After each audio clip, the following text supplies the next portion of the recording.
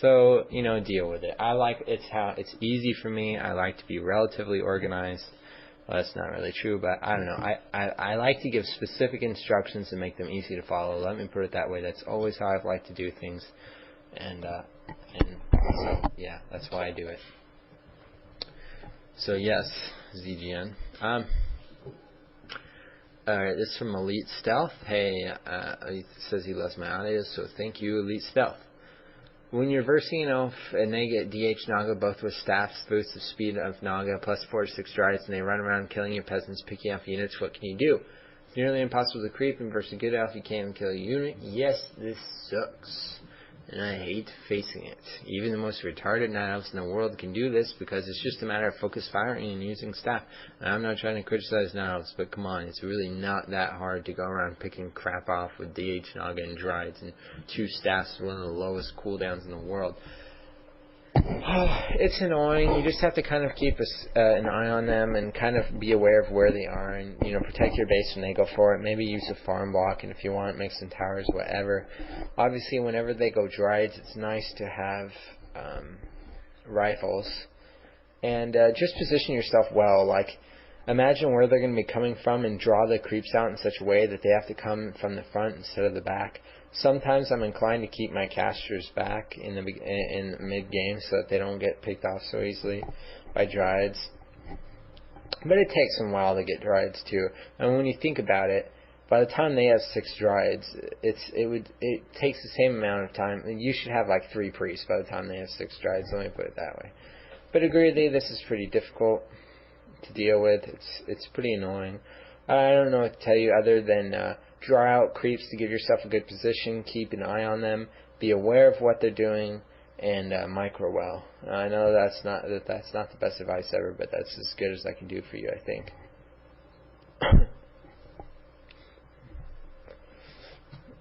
And keep in mind too, I mean, I find it helps. I might even switch to random eventually. I don't know. I like playing random, but I think it helps to play other races just to get a perspective. Like, realize if they end up making like 7-8 archers or something so that they can do that crap to you, that's going to slow down how quickly they get their lords. Or when they do make Drides, that's going to dramatically affect how many bears they have.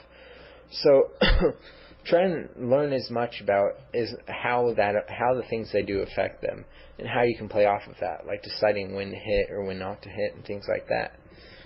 And when they should have bears and how many bears they should have. So really, everything has a cost. When they make 7 archers instead of 3, that's going to be a lot fewer bears later on. And if they make 6 Drides instead of none, that's also going to be fewer bears and later bears. So yeah. Arasaki, or Arasake, I don't know, asks, what ever happened to necromancers? Strategies such as the Necrowagon were all the rage years ago, but lately I haven't seen any replays involving them whatsoever. Please explain. Necromancers still do get used, but not very often. I think if I played Undead, I think it'd be kind of a Necromancer abuser, only on the basis that I love Unholy Frenzy. I think it's too cool, like Unholy Frenzy on Lava Spawns, how fast they duplicate, or Unholy Frenzy on a level 2 or level 3 bear. Beastmaster Bear, all the bash that you get, I mean, it just kicks too much ass. I just love Unholy Frenzy. But that's only because I'm stupid and crazy. But occasionally people do still do Necrowagon things, but it's more like a funny, weird strategy type thing.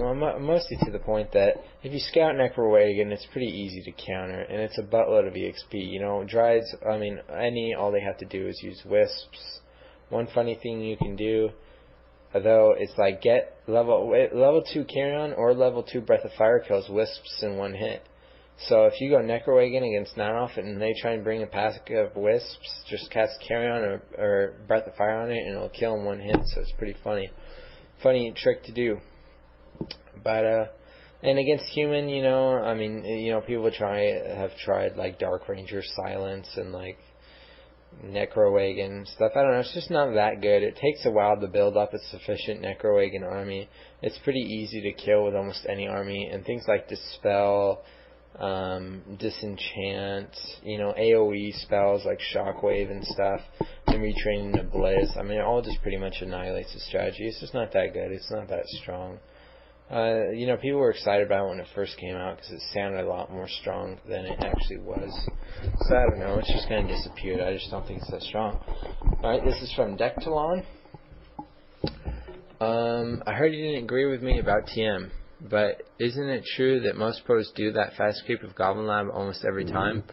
Losing a peasant or two doesn't seem too much important. I mean, if you replace them beforehand and it doesn't slow your tech much, does it?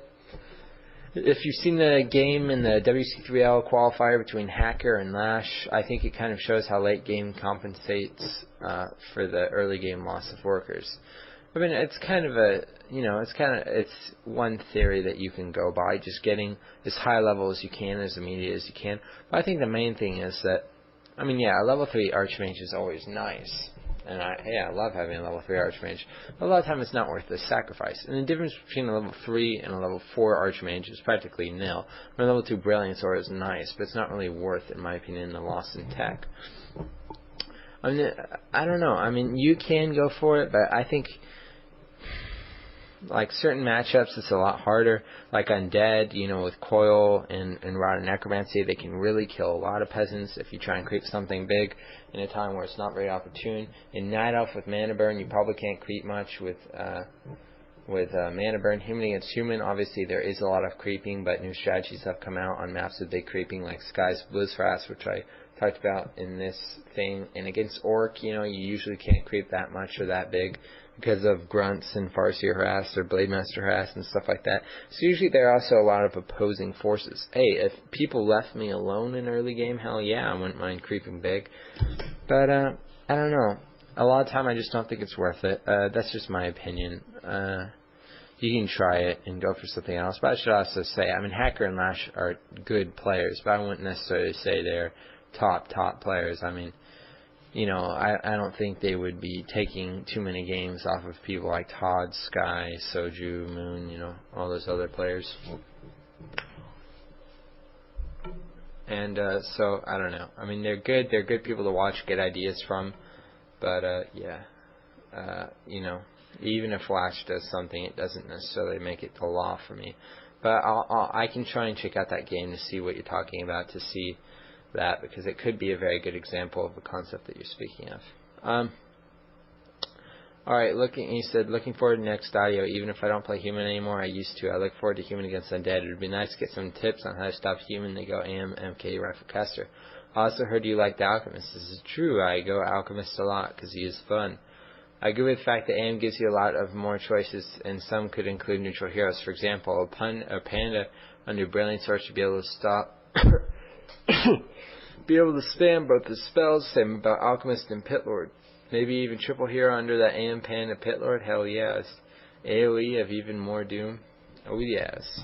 I'm with you, dude. Try hero AoE for the win.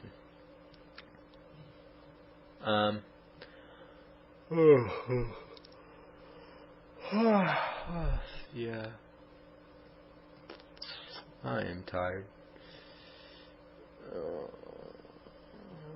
Nice little note from Hydro Seeds. Thank you, Hydro Seeds.